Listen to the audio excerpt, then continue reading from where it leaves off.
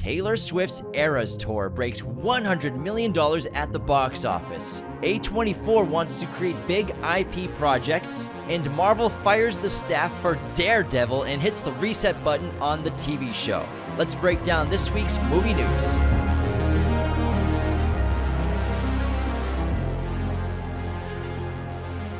Hello, movie friends. Welcome back to Raiders of the Lost podcast, the ultimate film and TV podcast, another episode of Movie News, where we go through all of the industry news so you don't have to. Trailer releases, box office, movie announcements, and castings.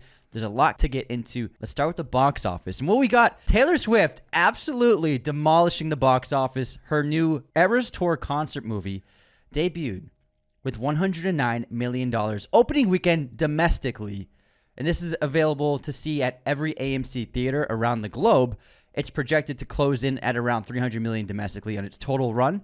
So this is a huge success and a great thing for movie theaters to make a boatload of money on a slow season. This is amazing news for movie theaters. And it's going to be a phenomenon. You can guarantee that other musicians are going to follow suit after seeing how much money this concert's going to make just in theaters. It's going to make billions, obviously, in person, but a concert movie, $100 million the opening weekend domestic, you can guarantee Beyonce, Bad Bunny, everyone's going to start releasing concert movies in theaters. Beyonce's has been announced. Yeah. And I think in a couple of months, so I expect a huge opening weekend for that one as well. So this seems to be a new distribution path for artists and musicians to use after their tour season. So for people, if they want to experience the concert again, or if they maybe couldn't make it to the concert in their city, they can watch it on the big screen. And you couldn't pay $8,000 for tickets. That too. You can go see it in theaters for a little cheaper. Great cinematic experience. So this looks like it's going to be a new future form of release in theaters more consistently every year, I bet. Absolutely. And then in second place, we have The Exorcist Believer. The sequel in the franchise grossed $11 million this weekend and has brought its total to $103 million globally. So it's become a success. Very, very good box office run so far. It's still probably going to be packing in a good punch the next few weeks as well. Despite the horrible reviews and ratings, people are still seeing it, I guess. I guess. I'm still not going to see it. I'm not going to see it. I'm not seeing it. Paw Patrol 2 came in third place. They're just scooping up plenty of cash every week. They're like third place for like 5 weeks in a row. Yeah, there's nothing wrong with the bronze medal, man. Extra $6 million. Saw X pulled in a 5.7. The Creator pulled in a $4 million weekend in its third weekend or fourth weekend. It's only made $30 million domestic. That's not great news. A Haunting in Venice, $2 million. The Blind, $1.7. The Nun 2, $1.7. Equalizer 3 pulled in an extra $1 million. It's at $90 million in its domestic run, so that's a successful film. And Dumb Money, only $800,000 in its third weekend. $12 million total domestic on a budget of what was it, $35 million plus marketing? I think $30 million, yeah. That is going to end up being a bomb. Yeah, because it's not doing anything overseas. Unlike the Equalizer 3 is also performing very well overseas, so it's closing in. It might pull in about $180 million for its total run, which would be a big success for the film with a modest budget. The Nun 2 is looking at $87 million domestically right now.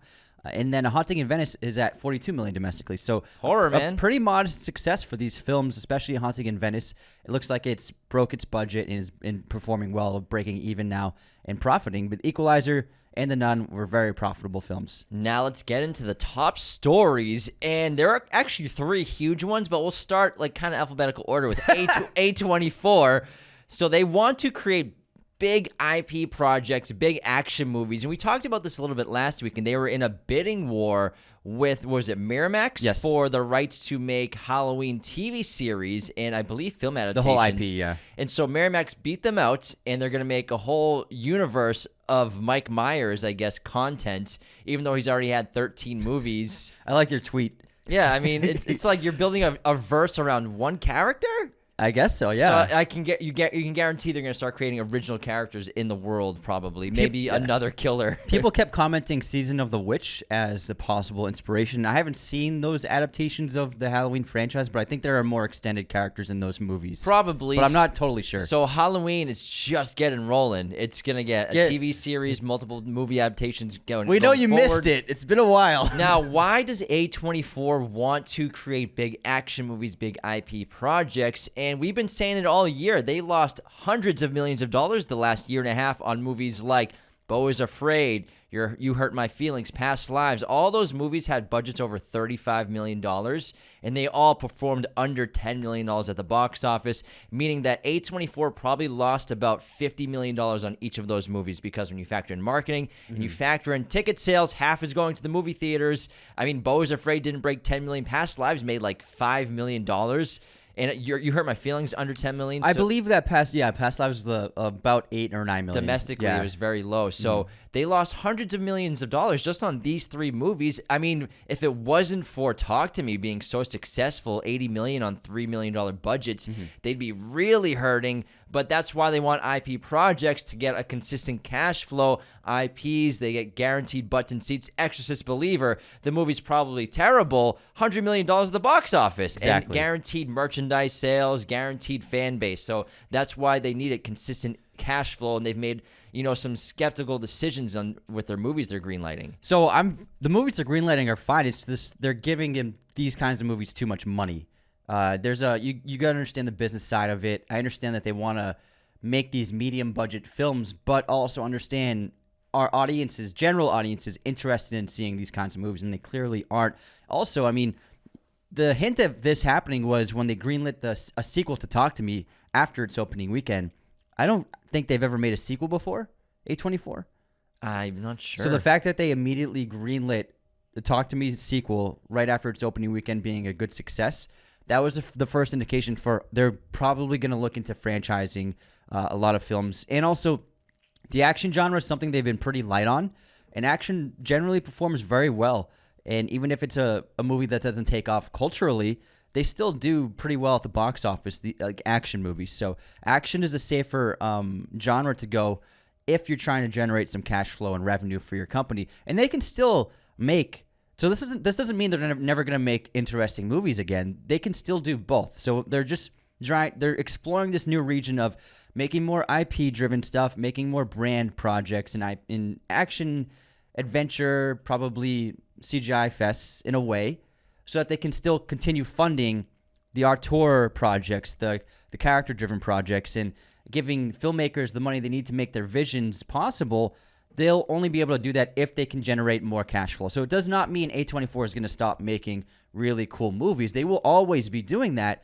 They just need to do this as well to be able to supplement their money. So that they don't have to sell to Apple. Exactly. Because Apple wants A24. I believe they offered $3 billion at their most recent bid. Damn. And A24 is like, nah, bro, not yet. It's still a very valuable brand. It is. Yeah. It's a huge brand in the film world. And that's why they have to start making some big IP projects and get into action movies and things that put butts in seats consistently. They're not going to be making like Fast and Furious movies, but like I think that if they can make a few movies that can generate close to $100 million a couple of times a year, they'll be solid, and then they can still continue making the interesting projects. Yes.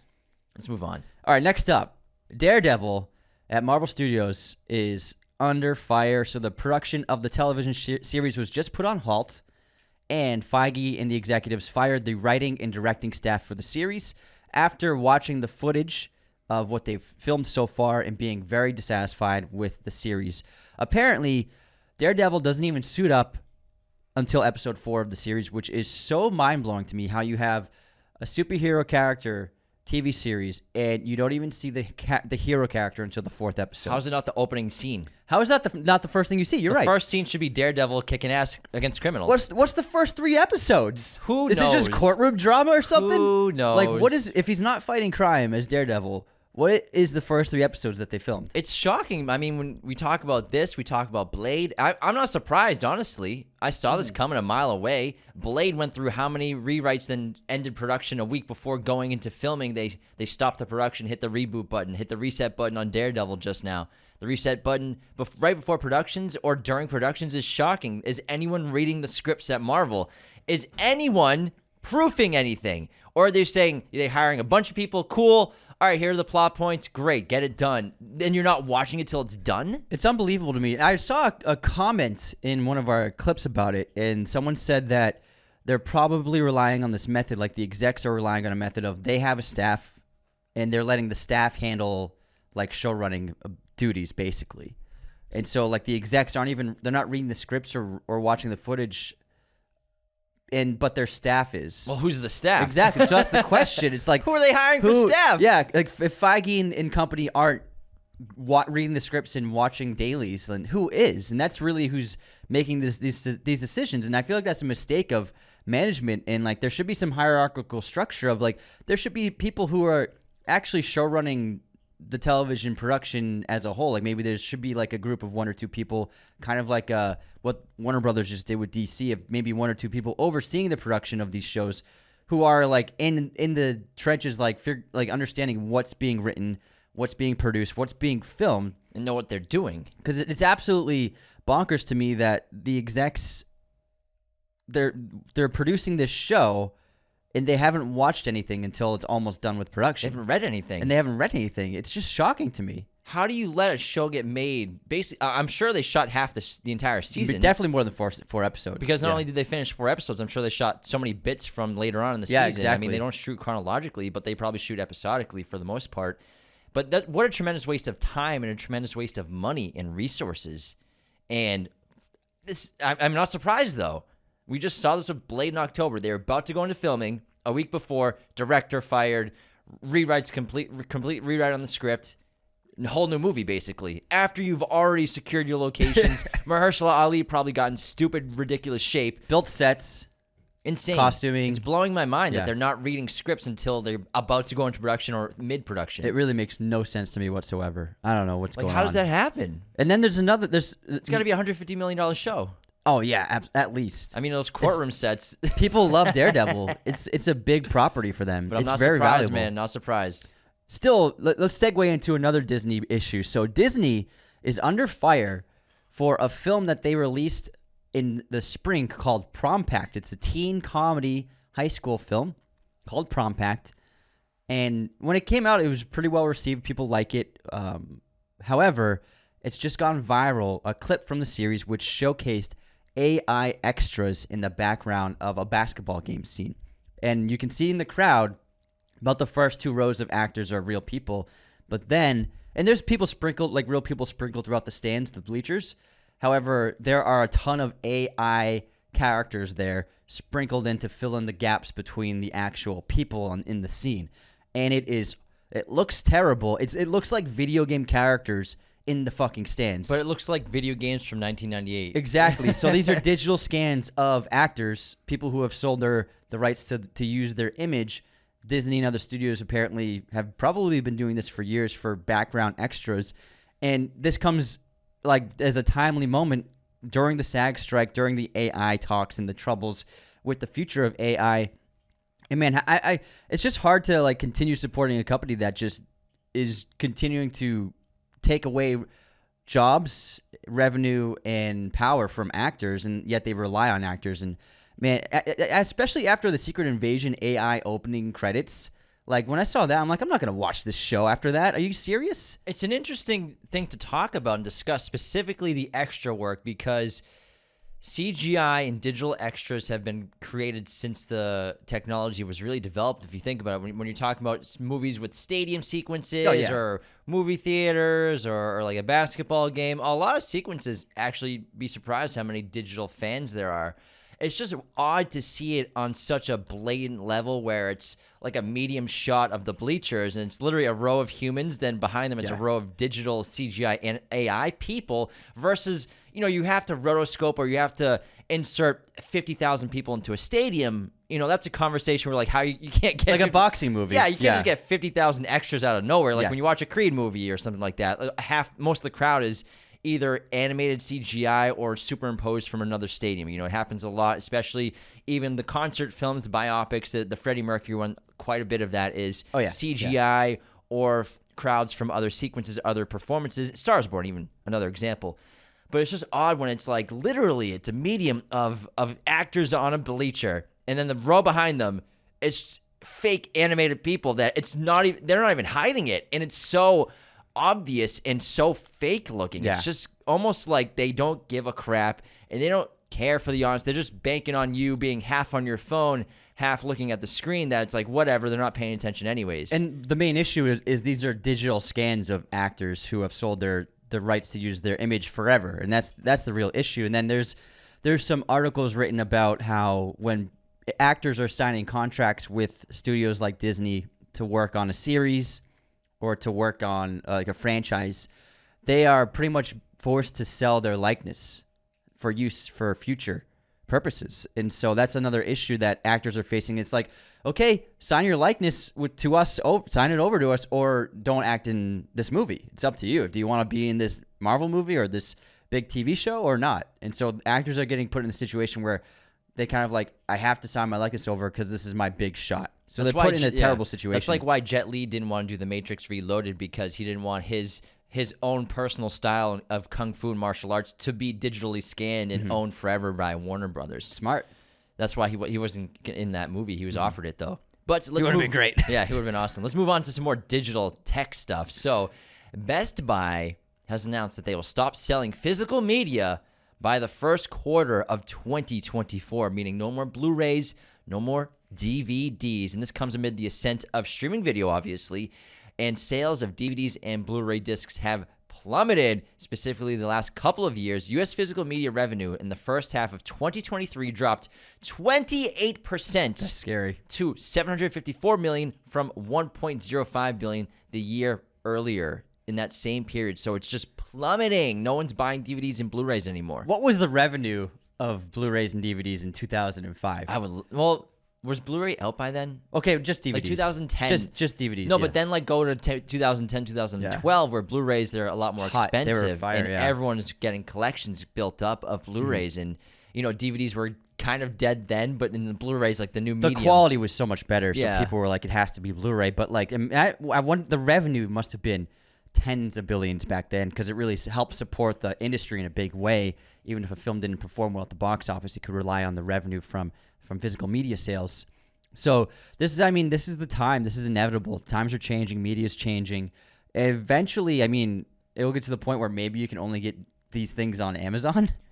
The physical media? Yeah. Yeah, in stores. Well, you have to also think about so many of these companies like Best Buy, like Target. They have oceans and warehouses full of physical media that they have to try to get off their hands. And so they're working with companies to try to just dump them through obviously different chains of revenue and streamlines and stores and everything like that. So they have so much in warehouses. You can only imagine. It's like the end of Indiana Jones, but exactly. with Blu-rays. Think about that with Blu-rays and DVDs. That's Yeah. how they have so much of them. I mean, there's how many Best Buy stores are there in America alone? And then think about their warehouses full of Blu-rays, full of DVDs that they have. Yeah, at peak Best Buy. I wonder how many stores they had. So many. Like that's where everyone.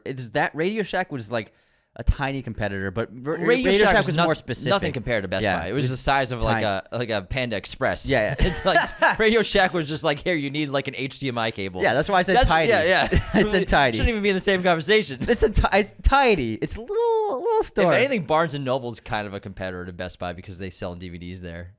Not as many. I'll take the Radio Shack competitor as opposed to Barnes and Noble. Radio Shack's way too small. It's literally called But Shack. Radio Shack is like where you get, if you need a cord. Yeah. If you need like a specific kind of cord, that's the place to go. I need like a headphone jack that will adapt to my HDMI. The specific coil. Yeah, that's where you go. I miss Radio Shack. Yeah, Radio Shack was nice. It was a nice store. I feel like. Well, Best Buy if you need batteries, like Radio Shack was the spot. Best Buy was always nice too. Best Buy did always have. Still do, I'm sure. I just haven't been in one for a while, but they always had helpful staff and very friendly staff. I wouldn't say friendly. Did you have a bad experience? They're just like there, dude. It's like they're just there. Their blue polos just like lingering. It's like they don't want to be there. Lingering. They want to go home. They just want to punch the clock and get out of there. They don't want to sell you a TV or a dryer. No, they want to. They want that commission, man. Well, if you're working the floors, yeah. If you're floor sales, most of them are just like, I just want to go home. We love you, Best Buy employees. Yeah, I'm just kidding. All right, let's move on to a fun announcement. So Michael Mann is doing press for his upcoming film Ferrari, and he was at a Q&A with Adam Driver and Penelope Cruz. And George Carmi was actually there. He posted a photo on his Instagram. I was so jealous. He was there. He was like just 10 feet away from them all. He's so awesome. He's a cool guy. He's a cool dude. And Michael Mann finally publicly confirmed that Heat 2 will be his next project. It's official now. It's always just been speculation But the man himself, Michael Mann, has publicly confirmed it. However, Adam Driver isn't confirmed yet, but I think that it's safe to assume that it's just probably contract negotiations are underway right now. And I think it's safe to say that we can assume Adam Driver will be playing that role in Heat 2. So we'll see. We're waiting for the Adam Driver announcement, but Michael Mann's like, it's the next thing I'm doing. It's going to be based off the Heat 2 book. It's going to be a prequel as well as continued storyline of the story. It's going to be awesome. I can't wait. It's going to be great. Moving on to some sad news. Michael Caine has announced he's retiring from acting, and he said, I'm 90 now. Those are all the roles I can get, is just being a 9-year-old man, so I might as well just go out while I'm on top and while I'm still the fucking man. He didn't say, that's, I added the last bit. But he's officially retiring from acting. Yeah. And it's sad, but I mean, it's a time probably when you're that age and you're like, all you can be is the old man in movies, I'm done. And because he was the guy for a long time. For quite a while. Especially in Europe, and he's a legend. He announced this on radio talk show BBC Radio 4 while he's promoting his new film, The Great Escaper, which is actually getting very good reviews. It's being well received, so I think I might want to check it out. It's releasing soon, so he's promoting that. This will be his final press tour. This is his final movie. Legend. I think I'm going to watch a Michael Caine movie tonight. I kind of want to too. Yeah, that sounds. Maybe I'll watch Harry Brown tonight. It's a great one. Maybe I'll watch The Italian Job again. You're supposed to blow the bloody doors off. All right, one other thing before we get to recent trailers is a new horror comedy from Diablo Cody, the writer of Juno and Jennifer's Body, which will be directed by Zelda Williams, Robin Williams' daughter, Lisa Frankenstein. This will be a Focus Features film coming out in February 2024. Now, the plot is, in 1989, during a lightning storm, an unpopular high school girl named Lisa accidentally reanimates a handsome Victorian corpse and tries to transform him into the man of her dreams using a broken tanning bed in her garage.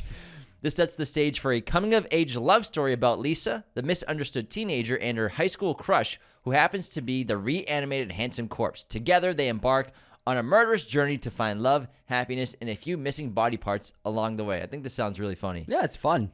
Man, Frankenstein's so hot right now. I know, right? Well, and we're huge Diablo Cody fans, and so sign me up. This looks great. And I believe this will be Zelda Williams' feature-length directorial debut. Yes, I believe so. She's done a little bit of TV, and she's done a good bit of acting, but I think this will be her first feature-length film. Yeah. I love Diablo. That sounds fun. Yeah, she's so funny. All right, let's get into the movie trailers. So we got a bunch of great trailers released this week. First off, the best-looking trailer is The Iron Claw. Oh, yeah. A24's new wrestling film. Just biceps and screaming. Let's go. Starring Zac Efron and Jeremy Allen White, as well as Holt McCallany, who's from Mindhunter, and his name was Robert Paulson. His name was Robert Paulson. I love him. He's a great actor, so I'm glad. He looks like he's sensational in this film. I'm guessing he looks like he could be possible Oscar nominee for supporting actor. He does. Holt. He looks terrific. So this trailer looks great, dramatic, intense. It shows this very specific world, this community of wrestling, and also the family bond that ties them together, as well as it looks like some serious tragedy. It was a great trailer. Yeah, so these four brothers who are basically wrestlers, and they're in the underground or independent wrestling scene and building that kind of brand up. And I can't wait to watch it because we come from a family of all boys. Yeah, we used to wrestle. We used to do WrestleMania in the living room. Yeah, as soon as mom and dad went out, we would just move all the furniture, and there'd be some injuries. It stopped when I got a concussion. Remember that giant bump you had on your head? Yeah, I got kneed in the forehead, and then I had like a huge lump on my head. Your head fell into the TV stand. Oh, yeah. You forget because you got a concussion. Yes. I saw that, man. We thought you died. Dude, the lump on your head, we were so worried about you. And we had to tell mom and dad. I actually got to miss school because it was the lump was so big, it was embarrassing. It was like there's a softball in your forehead. I begged mom, and she's like, okay, everyone's going to make fun of you. Yeah, if we would have made fun of you. But yeah, I was hyping it up at school. I was like, wait till you see him. He's got this giant ball on his forehead. He looks like such an idiot. I had 2 concussions as a child. that we know of. I think when you grow up in a family of all boys, the concussions are just the concussion over the protocol place. is not You in gave me a place. concussion, I'm pretty sure. Remember when we were going to? We were like 10 or 9, and we had to go to church in the morning. Mom was yelling at us to get ready because we were just not getting ready, and then we were chasing each other around the house. And so I turned the corner. I was chasing you down a hallway. and I turned the corner, and a closet door is swinging in my face, and it smashed me in the head. And I was like, I saw stars, but I was 9. I didn't really know what a concussion was completely. I was just, we gotta get, because I was like, stop playing around. We gotta go to church. Hurry up. And so this is when I passed out in church. I fainted in church. Yeah, middle of church. There's like 300 people, and it's a big church. Bigger than, dude, it was stacked. A ton of people in this one. And we were actually like third aisle. So it wasn't that. No, we were like midway. Okay, midpoint-ish. And then you just passed out in the middle fainted. And everyone was like, oh my God. The priest was like, God damn, you stole my thunder. I was going off on a great rant. I was in the middle of something, little boy. Shut up, kid. I remember you fucking fainted in church. Yeah, but I guarantee it's because you gave me a concussion in the morning. I don't see how they could be connected at all. Hey, you gave me stitches, motherfucker. True. I got a scar on my eye. Yeah. Payback. I did give you stitches. Anyways, the next trailer was our second trailer for Wonka, and I will say the second trailer got me a little more excited. Looks much better. I'm surprised that they should have dropped this the first time. I'm guessing so the first trailer had very minimal CGI and effects, and so I'm guessing it wasn't ready. Yeah, it was like 3 months ago. So the CGI, like 8 years ago. People don't forget. Timothy Chalamet filmed this before Dune 1. He filmed it before Interstellar. And you could tell a lot of the visual effects shots are in this movie now, so I'm sure they were finishing up and fine-tuning those shots. It does look a lot better than the first trailer. Looks delightful. Looks like a lot of fun. However, the character posters look pretty shit. Yeah, they're terrible character posters, man. It's just like them with like a red background or purple background. I was like, green. Oh my God, these look terrible. It's just, can't you be more creative? It's Wonka. Yeah, I know. Why isn't there like chocolate in any poster? Where's the candy? Where is it all? I don't know. It's just lame, But the trailer does look better. It does look a lot better. It looks delightful and fun. Yes. Next up, we had the trailer for Anyone But You. It was a leak. It was a leak, yes. Yeah. So it was leaked on TikTok. And only a portion of it. Yeah. And this looks like the worst movie of the year, honestly.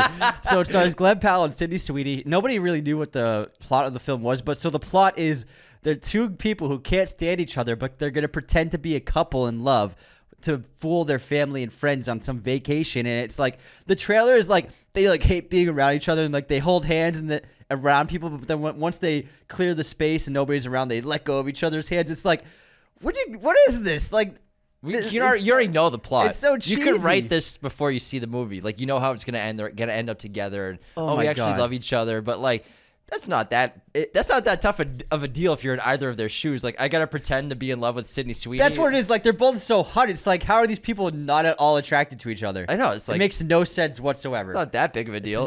Makes no sense. Oh man, I have to pretend I'm in a relationship with Sydney Sweeney for a week. This is gonna be terrible. Oh, I can't even stand her. Same with Glenn Powell. The guy's a handsome motherfucker. That's what makes the movie not work at all. That makes it not work because plus the script sounds not great. Oh my God! From what I saw, it looks absolutely terrible. And I mean, the thing with it is, people are shocked. Like, I can't believe this movie looks so bad. This music choice is terrible. I can't believe it. This is not going to be funny. It's like, I mean, rom-coms have a worse success rate than restaurants. Like, it's pretty bad. like rom-coms are usually not great. Yeah, there are obviously some very famous successful ones, but even the most successful ones aren't really that successful. And I mean, I love rom-coms. They're guilty pleasures for sure, but they're not. It's like hit or miss big time. Oh, absolutely. So I'm not really surprised that it doesn't look great. Yeah, it's a rom-com. I mean, that's what we get. That's part of that's it. I thought it was gonna be more interesting because all we ever had were photo releases. And it's like rated R, romantic comedy. I'm like, oh, all right, let's do this. And it's not romantic and it's not a comedy. And the chemistry's not there. It's really not. Nope. It looks like they learned their lines in the morning. I don't know. It looks like a rushed production. I mean, it looks like trying to make some money. You know, they both coming off big projects, and they're like, okay, give me that big paycheck. I need $2 million. Who are the hottest stars right now? Yeah. Now let's move on to one of the better trailers of the week, The Curse. Yes. Nathan Fielder, his new show with Benny Safdie and Emma Stone, released its trailer. It's coming out. It's a series, and it looks absolutely fantastic. It looks incredible. It's about this reality TV show that's in production, and they're home improvement, and they're like pretending to make the community a better place. And then Fielder's character shames the little girl and takes back the money he gave her on camera, and the girl curses him. And then we can't tell exactly what happens, but from the filmmaking and the tone of the trailer, It looks like it's just going to be fucked up, really bizarre, and just a lot of fun. It looks hysterical. Yeah. I can't wait. I love Nathan Fielder and his comedy, but then Emma Stone plays his wife in this movie like they're a home improvement couple. Yeah. Oh my goodness, I And cannot then wait. Safdie's the director of the show. It looks great. It's going to be incredible. I can't, because I mean, I loved the rehearsal so much. And then Nathan For You is just an iconic show, man. And Fielder looks like he's doing a great job acting opposite Emma Stone. There are some emotional and dramatic scenes in the trailer, and he's like, looks like he's holding his own. Well, the thing with him and his style of comedy, you have to be a good actor to be able to do what he does in terms of like, is he ever going to, he never breaks character. So he's like always in it. He's just got intense focus as a performer, I think. And you have to have that as a great comedian. Yeah, I'm really curious to see him like doing a role that isn't his Nathan For You character. It's going to be similar probably a little bit. But I fucking But love like, it Nathan looks Fielder. like he's emoting a lot, so I'm looking forward to that. He's hysterical. Yeah. And he's done so many things before he started getting big. Besides Nathan For You, he used to do these fun interviews that were like, he's like an interviewer but roasting people at the same time. Like Ali G style? Kind of, yes, exactly. And so there's one he did for, what's the Christmas movie that Seth Rogen, JGL, and Anthony Mackie did? The night before? The night before, yeah. So he's interviewing them. He knows Seth Rogen. They're like old friends in comedy coming up. Yeah. And obviously it's a joke interview, but he starts ripping into them like with these hilarious questions. Like he asks them like how much they made each, and then Mackie made less than Seth Rogen. And then he starts roasting them about that. But then he's like, all right, so we have a white guy, we have a black guy, and we have a gay guy in this movie. And he looks to JGL. And JGL's like, I'm not gay. So it's like between two ferns. Exactly, yeah. It's that's like great. that style of comedy. That's so fucking But Nathan funny. For You, you got to look it up, everybody. It's God. so funny. Nathan For You interviewing the cast for the night before. Oh, man, I It's gotta watch that. great. But no, it's all a joke. Next trailer we had was Pain Hustlers, which has a stacked cast, but I'm not feeling the trailer so much. It's Emily Blunt, Chris Evans, and Andy Garcia star in this film together. It's basically about Big Pharma, and it looks like a woman who's trying to find a new job. She's like down on her luck kind of thing, and she starts working for this pharmaceutical company, clearly just selling drugs at incredibly high prices to people and duping them out of just money. Yeah, and just basically taking advantage of the system because the people, they're paying not that much money for the drugs, obviously, but for like the insurance company payout for each sale you get is massive, and so this company takes advantage of it. It's like the like penny stock stock market. system in Wolf of Wall Street, exact Yeah. same kind of concept. And so the trailer, it doesn't look amazing. And I don't know. It's just, I think it's a Netflix movie or Netflix a movie, Netflix yeah. movie. Yeah. And a lot of the Netflix movies, they just kind of look the same. It has like it has this like flat digital cinematography style Yeah. that all those have. It just looks like plain. Yeah. I was not really excited by the trailer, even though the cast is incredible. Cast is great. I mean, Andy Garcia looks great. Like, he looks cool with a beard. I don't think I've ever seen him with a beard in a movie like I love that. Andy Garcia, yeah. But, I mean, I don't know. We'll see. And also, I mean, the pharma hustling kind of movie has been pretty popular lately. There's been a bunch of them. Yeah, there's been quite a few the last Yeah. like 5 years. So I just wasn't feeling the trailer. I think it's a trend of a kind of movie that's gonna maybe fall out very soon. Because Dumb Money is like another one of the hustling kind of movie. I feel like they're not performing well. Yeah, but it's a Netflix release, That's so they true. don't even really care about box office. That's true. All right, what was the final trailer? The Strangers. We got a clip from The Strangers, even though it's already been a horror franchise, it's getting a trilogy reboot. And so this will be The Strangers Chapter 1. trilogy. And they released their first clip, which looks okay. It's about the lead girl. There's a knock on her door, so she Are goes. there strangers outside? She goes and looks through the peephole at her door. Uh-huh. And she's looking for like a minute. Peephole. What do you call that? It's what is it called? Fuck. It's a door hole. That sounds even worse. That sounds even worse, man.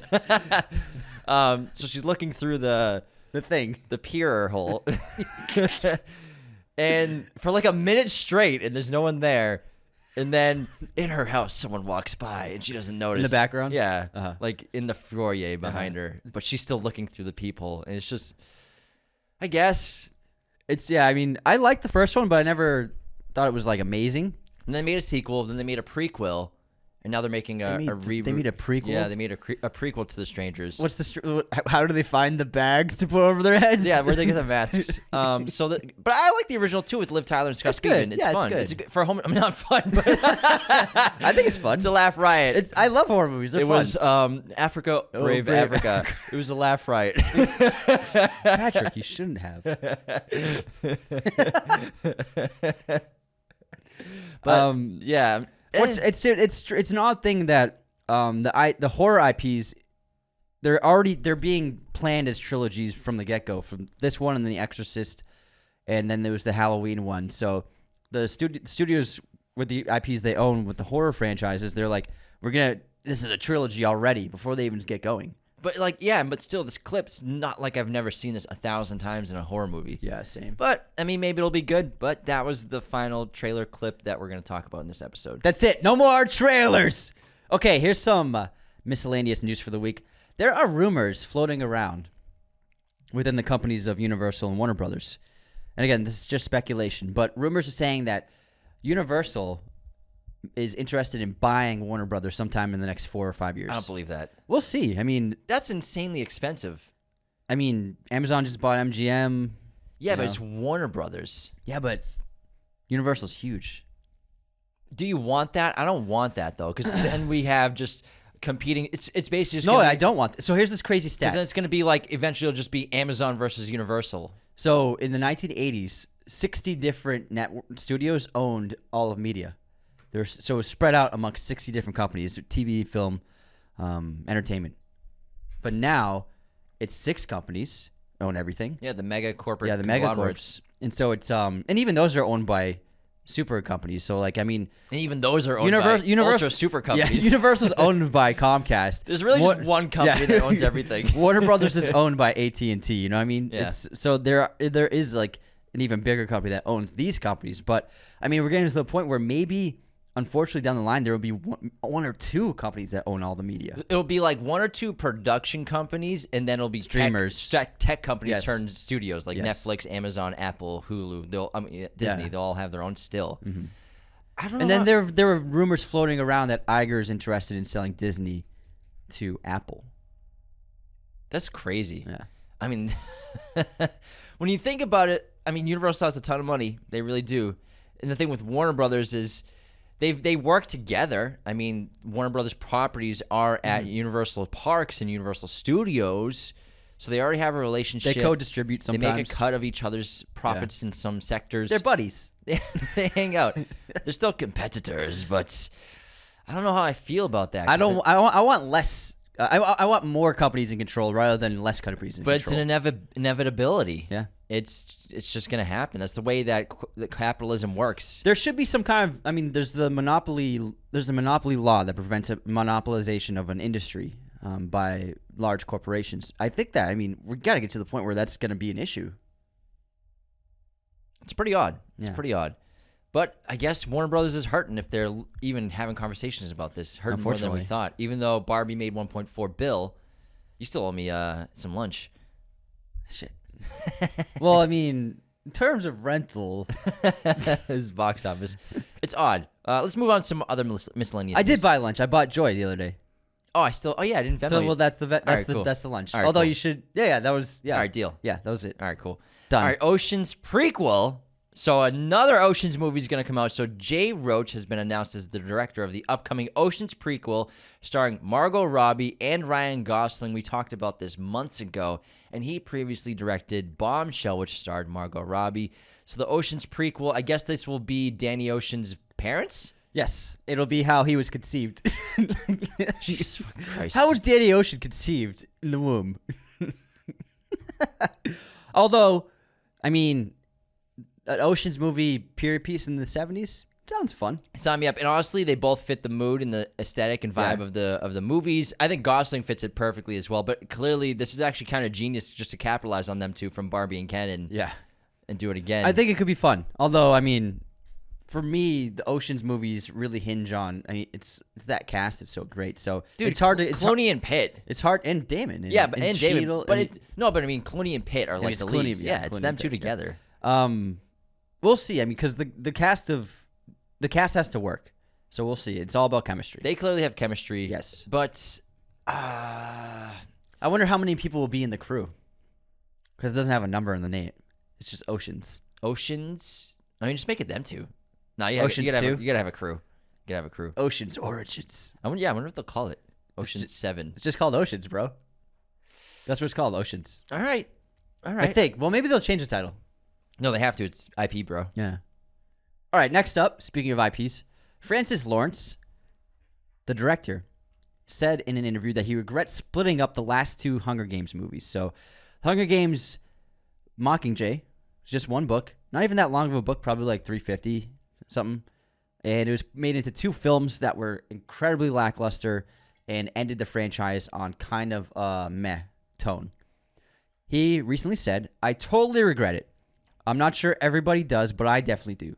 What I realized in retrospect and after hearing all the reactions and feeling the kind of wrath of fans, critics, and people all at the spilt is that I realized it was frustrating and I can understand it. We got more on the screen of the book than we would have in any other movies because you're getting close to 4 hours of screen time for this final book. But in an episode of television, you have a cliffhanger. You have to wait a week or so.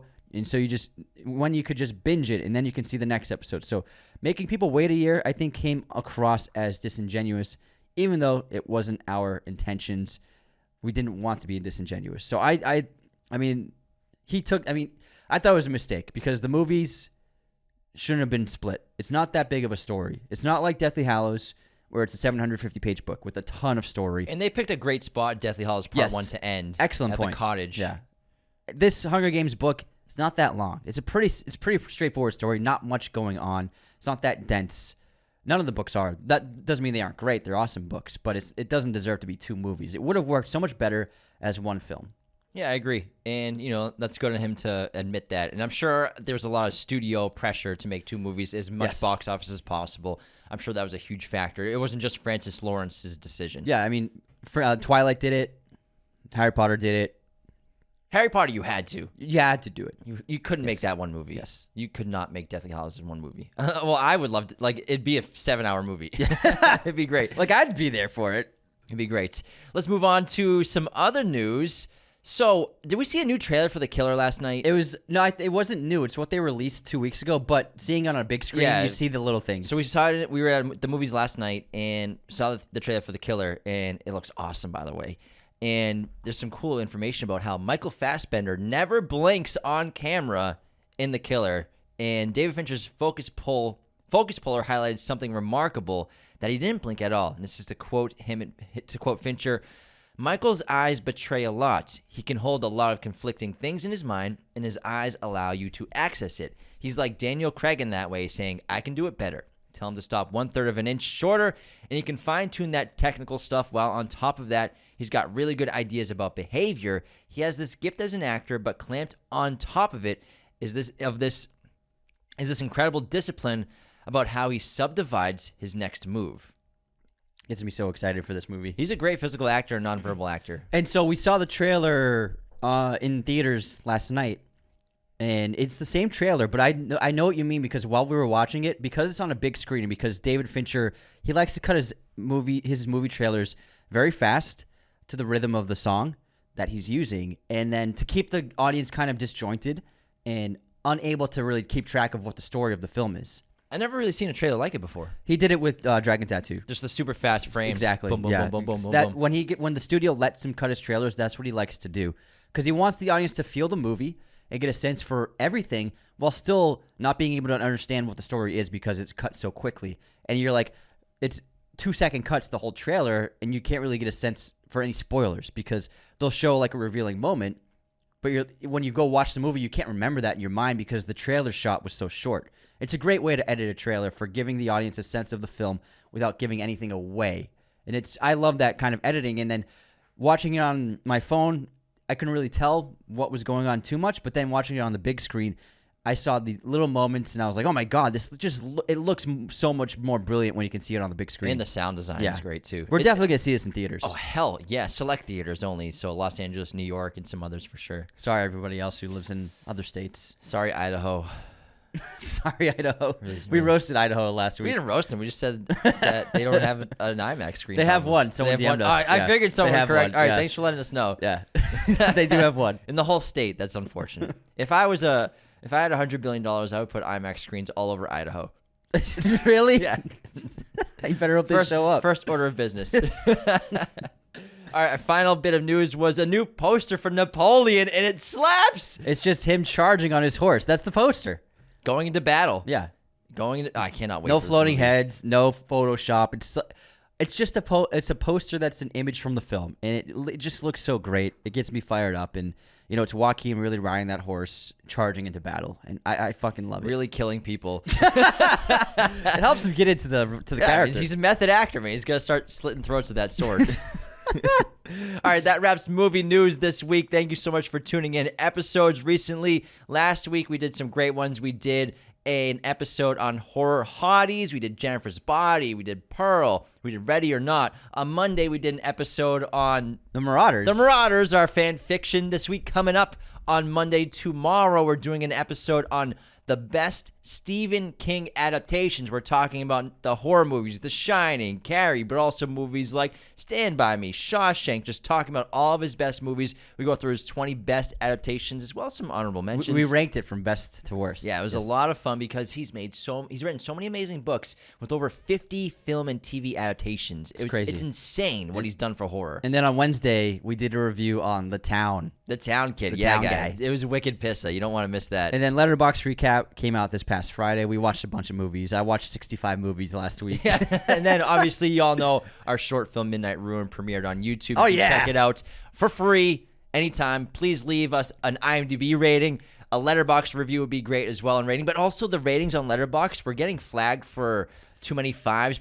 There's an algorithm that says it could be review bombing. So Yeah. if you could leave like a 4.5, if you're going to leave a 5, go down to 4.5. But leave whatever rating you want. Yeah, we're gonna try and work it out. We got the algorithm prevents this thing called review bombing, and it wasn't review bombing. They're genuine reviews. Yeah. But like if a film gets an extreme amount of ones and an extreme amount of fives compared to other ratings, it will take down those ratings from the overall average score. So we're gonna try and get in contact with them and see if we can get our score bumped up based upon all the fives. So I hope you enjoyed it. It's only 18 minutes long. It's a quick watch. We're getting such great responses, so thank you to everyone who's supported us this past year with that film and has checked it out, and the response has been incredibly amazing. Yeah. inspiring and motivating, so thank you so much, everybody, for checking it out. Thank you for watching Raiders of the Lost podcast. Be sure to hit that subscribe button, hit the like button as well, notifications for sure. Listen to the show on Apple Podcasts, Spotify, everywhere you can listen to podcasts, and be sure to check out this other content we have on our YouTube channel.